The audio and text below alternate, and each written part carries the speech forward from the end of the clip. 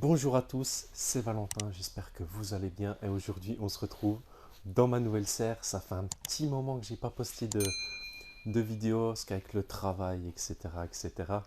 Mais là, vu que c'est le printemps et vu que ça pousse, j'ai trouvé un petit peu de temps justement pour en faire une. Donc je te fais ça un petit peu en mode vlog et tout, je pense que ça peut être un petit peu convivial, tu vois. Donc je vais vous montrer un petit peu ce que j'ai fait. J'ai eu 2 semaines de vacances. La serre, on a galéré pas mal pour la monter. Vraiment, il faut vraiment, enfin je me répète, mais il faut bien suivre le plan. Le plan est très très compliqué. Il faut vraiment compter le nombre d'écrous, etc., etc., etc. C'est vraiment très dur. Et il suffit qu'il y ait un tout petit peu de vent et la serre, vous ne pouvez même pas la monter. Ça se tient pas. Ça se tient vraiment une seule fois qu'elle est vraiment montée de A à Z. Alors si vous achetez une serre en polycarbonate comme celle-ci, faites vraiment attention. Choisissez vraiment bien votre jour. Enfin, minimum, parce que celle-ci, on a mis 3 jours entiers pour la monter. Parce qu'il faut vraiment que ça soit au millimètre près. Si c'est pas vraiment pas au millimètre, ça correspond pas.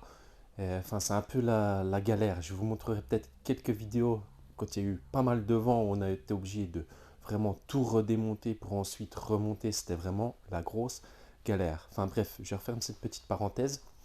Alors comme je disais, j'ai eu 2 semaines de vacances où j'ai vraiment, on va dire, allez, bien travaillé.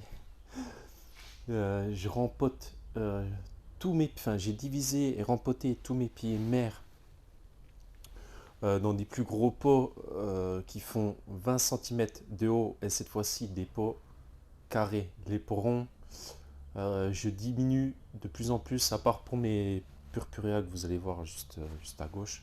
Tout simplement, je trouve que ça gagne vraiment de la place. Voilà, c'est vraiment un gain de place et niveau hauteur, il y a plus de choix. Et c'est un petit peu moins cher sur certains trucs. Enfin voilà, c'est niveau esthétique et niveau grandeur surtout. Ensuite, quand on a fini la serre, juste avant, j'ai fait mes bacs. Alors j'ai fait mes bacs et j'ai acheté des planches de terrasse qui sont traitées contre les UV, etc. etc. C'est vraiment, voilà. C'est des planches qui font, si je dis pas de bêtises, elles font entre 15 et 17 de haut. Je vais vous montrer de toute façon tout ça. Alors, je vais vous montrer un petit peu en globalité. Donc, voilà mes bacs que j'ai fait pendant mes vacances. Mes purpurea, hop, que j'ai tout rempoté en plus gros pot, que je vais pouvoir immerger vraiment jusqu'à ras du pot, comme dans une tourbière. Ensuite, vous avez le deuxième bac là et le troisième bac sur ma gauche. Et j'ai tout rempoté, enfin tout, une partie de mes pieds mères dans des pots carrés qui font 20 centimètres de haut. Voilà. Donc comme tu peux le voir, ça commence à bien pousser, les boutons floraux commencent à sortir. On va pouvoir bientôt polliniser. D'ailleurs, je ferai une vidéo sur le comment bien polliniser et faire de beaux hybrides ou pas. Alors, après, bon, il y a quelques tomates. Ça, c'est des plantes que j'ai divisées. Voilà.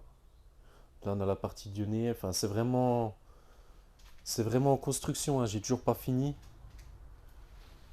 mais ça avance petit à petit. Alors, mes bacs. Hop, mes bacs, j'ai acheté, c'est de la, je sais pas si vous allez voir, hop, ça c'est de la bâche PVC.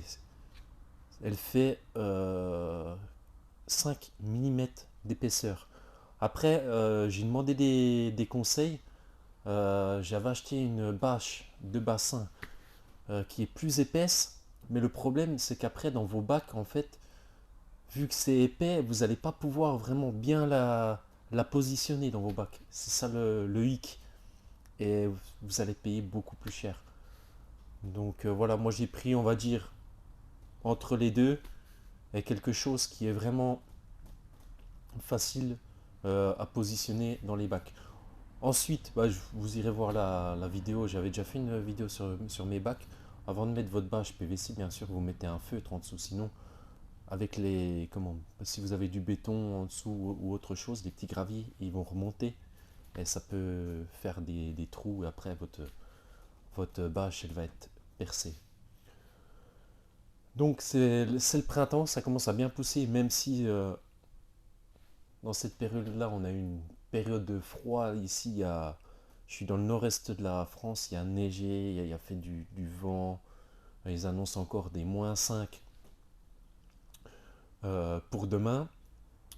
Alors, si vous avez des plantes comme moi dehors qui ont commencé à faire des fleurs et que vous n'avez pas d'abri, vous pouvez mettre un P17 dessus, plusieurs couches même. Et vous faites attention que ça soit pas trop, que les fleurs soient pas en contact avec le P17, sinon si le P17 il gèle la fleur, après si elle est comment, enfin faut vraiment pas que ça soit en contact, sinon la fleur après elle va geler, elle va tomber, c'est mort. Mais moi du coup comme j'ai un petit peu de place là dans ma serre, vous voyez, regardez, hop, là j'ai rentré tous mes plantes qui étaient dehors, enfin une partie que je vais polliniser plus tard quand les fleurs seront vraiment bien développées. Mais cette année, ça fait comme l'année dernière, je ne sais pas si vous vous souvenez, euh, le plus dur, c'est vraiment quand en fait vous avez eu une période de chaud comme la semaine dernière, on était en t-shirt et là on a remis des grosses vestes, etc., etc. Va faire pousser les plantes et ensuite, hop, vous avez cette période de gel, paf, ça vient casser cette pousse et même geler les fleurs qui vont justement commencer à pousser. C'est vraiment un temps très, très délicat. Donc je vais vous montrer un petit peu mes purpurea. Ça commence vraiment à bien pousser depuis que je les ai rentrés. Alors, toutes ces plantes-là, c'était avant tout dehors. Et c'est toutes des plantes que maintenant qui vont rester en serre. Alors là, on peut voir que bah, les fleurs, elles commencent à bien pousser. C'est des plantes qui vont forcément être croisées. J'adore les purpurea. Hop.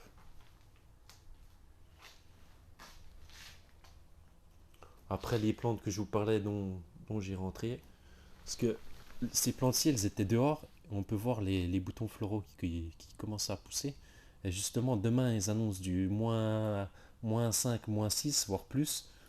Et du coup, ces fleurs-là, après, même si elles ne sont pas encore ouvertes, elles allaient forcément geler.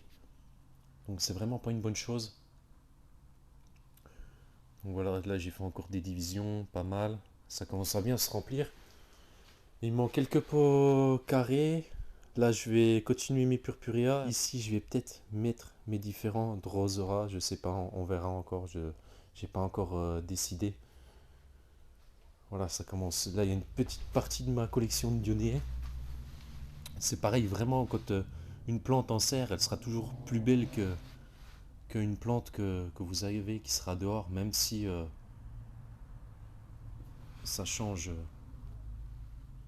pas grand-chose au niveau de la pousse.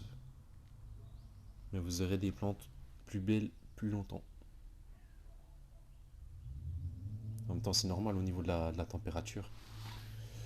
C'est pas du tout pareil. En tous les cas, voilà, je voulais vous faire cette petite vidéo pour vous montrer un petit peu mon avancement sur mon travail que j'ai fait pendant mes vacances. Aussi la pousse actuelle. Je ferai une vidéo, comme je vous ai dit, sur la pollinisation des fleurs de Sarracenia. Où cette année, j'ai vraiment envie de faire beaucoup de croisements. D'ailleurs, suite à cette vidéo, en fait, j'ai envie de vous emmener euh, de la pollinisation au semis. Parce qu'en fait, j'ai fait un petit test, je ne savais pas si ça allait vraiment marcher ou pas. Mais j'ai acheté une tente de culture où j'ai une rampe isled où j'ai mis mes croisements de Sarracenia de l'année dernière. Et franchement, ça marche du feu de Dieu. Donc, j'ai envie de vous montrer un petit peu ça, que si vous voulez avancer dans vos croisements et que vous ayez des semis plus rapides, sans passer par la case stratification, c'est-à-dire passer les graines au frigo, les semis l'année suivante, etc. etc., etc. Moi, je vais griller quelques étapes et je vais vous montrer tout ça dans les prochaines vidéo. En tous les cas, si la vidéo t'a plu, n'oublie pas le petit like, le commentaire, s'il y a neigé chez toi, s'il fait beau, ce que tu veux, pour le référencement de la vidéo. De t'abonner si ce n'est pas déjà fait, ça me ferait vraiment plaisir. En tous les cas, moi, ça m'a fait vraiment très très plaisir de revenir sur YouTube après tant de mois passés. Mais là, vous allez avoir beaucoup de contenu vu que c'est seulement le commencement de la reprise des plantes carnivores. Voilà, tout simplement. Allez, ciao, bye bye.